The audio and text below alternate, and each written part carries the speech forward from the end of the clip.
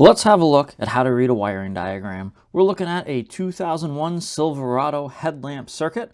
What's nice about this wiring diagram is it's still fairly basic and straightforward, but it does start to integrate some computer controls. So when I'm looking at a wiring diagram, if I'm breaking the wiring diagram down, I usually like to start with my grounds. If I am diagnosing a vehicle and I have the wiring diagram pulled out to diagnose a specific symptom, one of the first things that I always like to check is the fuses, because the fuses are typically pretty straightforward to access and get to, and there's really no point in tracing powers and grounds all throughout the circuit if you have a bad fuse, because the bad fuse is going to open the circuit to protect the circuit. So we need to figure out why that fuse blew, but that's a video for another day. So while we're looking at this wiring diagram, just a couple of general wiring diagram things that we're going to start with. Where it says hot at all times, hot in run or start. What does that mean? Well, hot at all times means that we're going to have system voltage present on that part of the circuit at all times. Whereas hot in run or start means that when the key is turned forward in the run position or cranking position, we will at that point have our system voltage on that circuit. Next, let's take a look. Okay, so you notice that we have a dotted line that goes around this entire component right there. That is our underhood junction block. That's our fuse block. And then a couple other dotted lines that we have, if you notice right here, this is the connector. So this is connector C1, and this dotted line is showing us that those three wires are together in that connector. We have a few different connectors, with some of them having wires that are together and some of them being on their own. Just something to pay attention to. It can get confusing when you're under a fuse block or at a module and you've just got wires running everywhere, so not always easy to access. Something else to note in wiring diagrams, this S100, S101, those are splices. So what does that mean? That means that this wire and this wire are connected. So they use a common grounding point. So that is an issue where you have multiple symptoms and you're looking at a wiring diagram. So for example, our left fog light and our left daytime running light doesn't work. Well, what do they have in common? It looks like they have different fuses. However, they have the same ground. So in that particular scenario, I would be chasing the ground first before potentially looking at two separate issues within a circuit. So from there, we do have a couple of other, like there's our headlight switch. We have a fog light switch. Those are identified pretty nicely for us. Now, a wiring diagram won't tell you where those are at, but at least they tell you what they are. We have our body control module. Do note, that is not the entire body control module. Those are only the circuits and the wires within the body control module or from the body control module that pertain to our circuit that we're taking a look at. So let's start tracing some of these powers and grounds. I'm going to use blue for the ground. Grounds are typically black, but blue just makes it a little bit easier to see on the wiring diagram. So from our fog lamp, we have ground, and this is nice. It tells us where that's located on the left radiator support.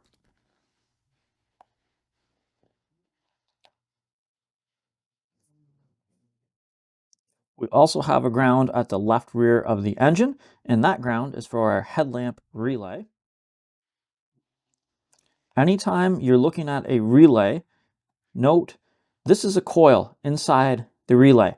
So we need to have power at one side and ground at the other side of that. So if you're ever confused as to, okay, where do I have power, where do I have ground, any type of component needs to be activated. So this left headlamp, high beam for example, we need to have ground on one side of it, and we need to have power on the other side of it. And where that can become a little bit important is if you have something that is controlled by the computer and you can't necessarily tell which wire is what, because wiring diagrams won't tell you what's supposed to be where. So the best thing to do is practice and work through diagrams, and you'll get more familiar with them. Now here's my last ground down here, splice pack at the left side of the dash. Okay. Next, let's start checking for powers. So let's trace through our fuses. So through this fuse here, we've got power that runs down to our headlamp switch. With that switch activated, power would run through the switch and then back up over here. You have to be careful when you're chasing your powers and your grounds. Something that I've seen people make the mistakes on is they might have a power on one side of a switch and a ground on the other. Well, what would happen if you had ground and power and then you flip that switch? You'd get a short circuit and everything would melt. Well, actually, realistically, you'd blow the fuse, assuming that you have a fuse somewhere in the circuit. So switches will be either ground and ground on each side or power and power. You can't have a power going to a ground.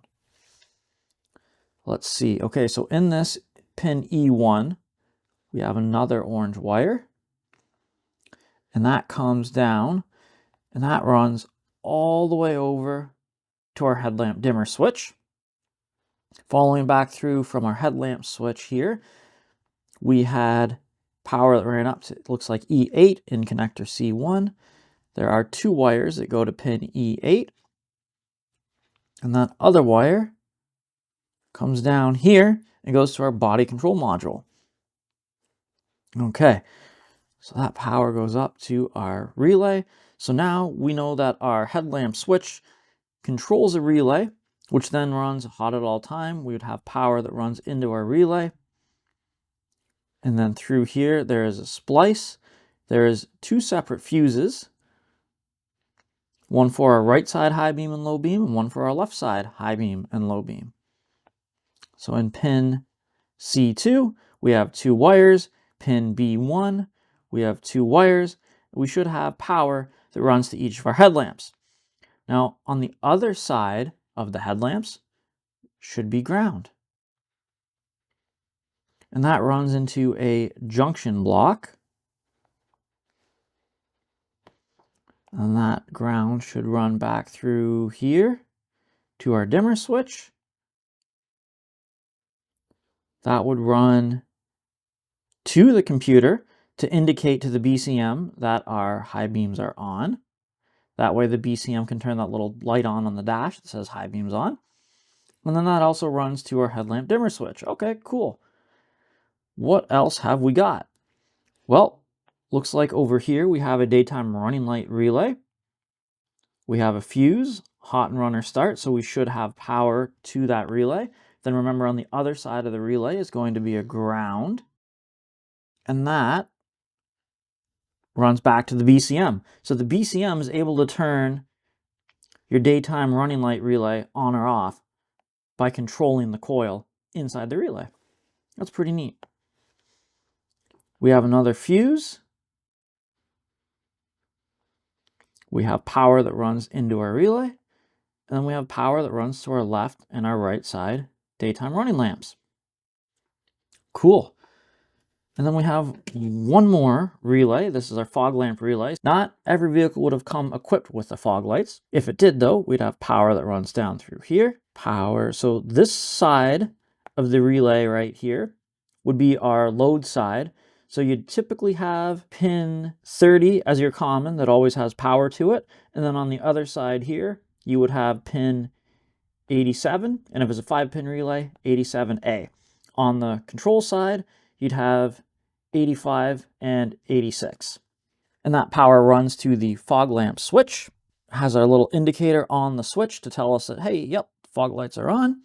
And on the other side of that indicator, because remember, that is a light, that is a load, even though it's a very small, tiny little LED, we're going to have ground. Comes back to this junction block and back to this splice pack, which then runs over to our dimmer switch. We can't have a power and a ground at a splice, otherwise it would melt the splice. So we have a ground that would indicate to the BCM that our fog lights are on. Okay, cool. So we've taken care of most of this wiring diagram here. We have the fog lamp relay here that we still need to know what it is. And then we have an exterior lamp system park lamp relay. So without looking at that wiring diagram, I'm not 100% certain which side is power and which side is ground. So if that's important to us, we would need to go look up this other wiring diagram so that we would be able to figure out our powers and our grounds. What else do we have? We've got a flash to pass wire, and then we also have an ambient light sensor.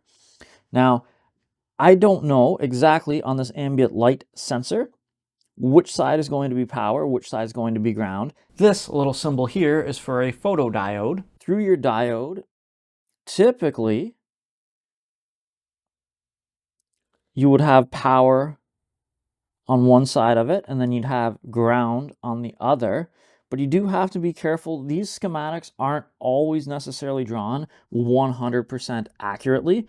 But a little hint, this AL, ambient light sensor reference, is typically going to be your ground. And then the signal will be the left, we need a power, so that signal will be power. Not all signals are power, but typically, and we know that we have our reference that is a ground, so we're pretty good there. Now this FTP, this flash to pass, well, what are we going to have there? Are we going to have power or are we going to have ground? Remember earlier I said on the switch we can't have power on one side and ground on the other. Well, we got power here, and that switch runs back through that wire. So that means that we would have to have power going through this flash to pass. And that would be when, obviously, your high beams are flashed to indicate to somebody that you are going to pass them. So there we go. There we have it. We have figured out what's going on in this wiring diagram. Hope you found this helpful. Please let me know in the comments if there's something else I can do for you.